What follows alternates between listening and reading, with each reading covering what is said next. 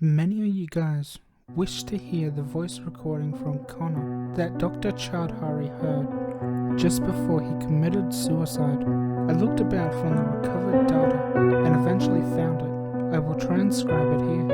Aaron Chowdhury, Dr. Warnick, Elisa Nguyen, Mia Williams. What does it spell out? Adam. Everything is pre-planned. Death is coming. Het den Sirena. It is unknown whether the spelling out thing is just a coincidence. The names have been changed, but the first letters remain unchanged, so even the original first names would make out Adam. A particularly interesting point in the recording is the last line, Het den Sirena. It does not translate to any language. I haven't been able to figure out what it means. Day 12, night. Logs may be incomplete due to circumstances. Ethan was interviewed today.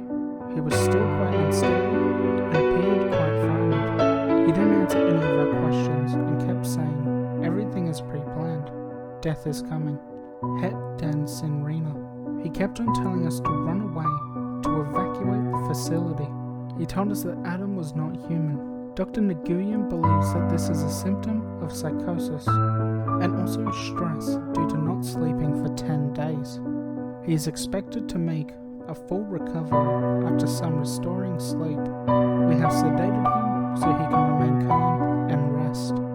This log may be quite long because a lot of interesting and noteworthy occurrences took place tonight. Sophia and Connor are showing no remorse at what they did to their eyes yesterday. They went back to their rooms after laughing for 1.5 hours non-stop. Our cleaning crew then locked out the games room and went to clean the mess. Immediately, Connor and Sophia came out of their rooms. They ran downstairs like athletes, and Connor grabbed oil, while Sophia grabbed matchsticks. They set fire to the locked door connecting the games room to the living room. Adam was seen chanting up in his room. We were too focused on what was happening to record his chants. The door burned away in seconds, and time slowed. Our cleaning crew froze in shock and stared at the door slowly burning away for what seemed like years. Then the screaming started. Sophia and Connor attacked the cleaning crew with animal strength. They ripped them open. Visca spilled on the floor and the screams continued.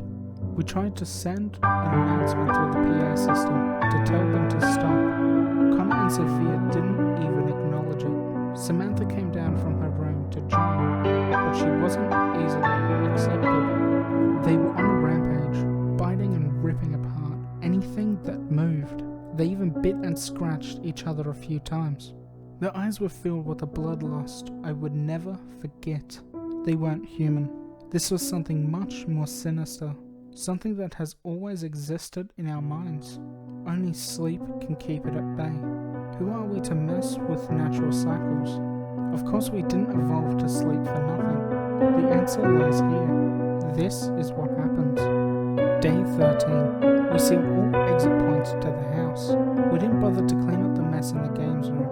We called the higher-ups straight away.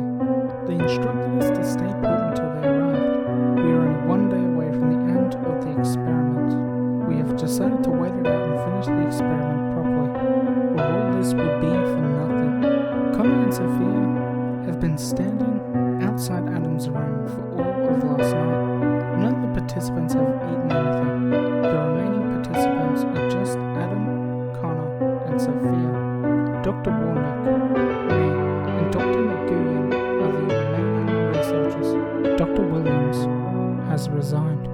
Since last night's ordeal, Adam has been non-stop chanting in his room, and Connor and Sophia have been absolutely motionless, standing at Adam's door. Their faces are devoid of any emotions. Their eyes are blank. Their clothes are tattered and red from blood. Their skin is riddled with various wounds and cuts. They are barely alive, but barely dead. We have been monitoring their brainwaves. They are barely present.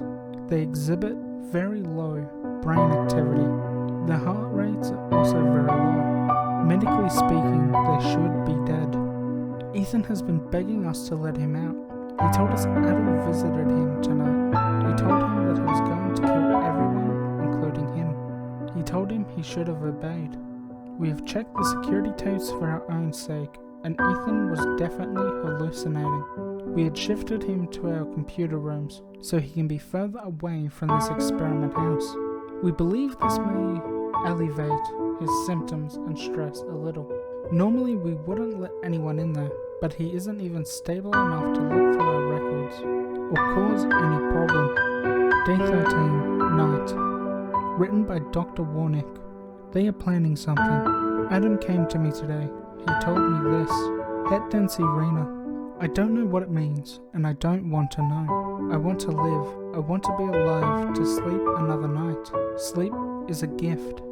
This next part was written by Dr. Nguyen as Dr. Warnick took a break. Connor and Sophia have gone inside Adam's room. They are drawing all sorts of symbols on the walls. I've never seen those symbols ever before. They have filled the whole room. They aren't writing with ordinary pens either. They are writing with their own blood. Our medical team is amazed at how they are still not unconscious after bleeding so much. Our participants have not eaten or drank anything since 3 days ago. Most of the house is a mess. Only another 24 hours until we end the experiment. We are planning to release a sedative gas into the house and sedate them. We will then medically induce them into a coma for a few days, and hopefully they will wake up. We have taken science too far. I will post the final logs tomorrow. Does anyone know what this means? Het den Sirena. And that is all for today's video, my little bunyips. Liking, disliking, sharing, subscribing, and turning on the notification bell is completely up to you. I hope you all sleep well tonight. Have sweet dreams. Good night.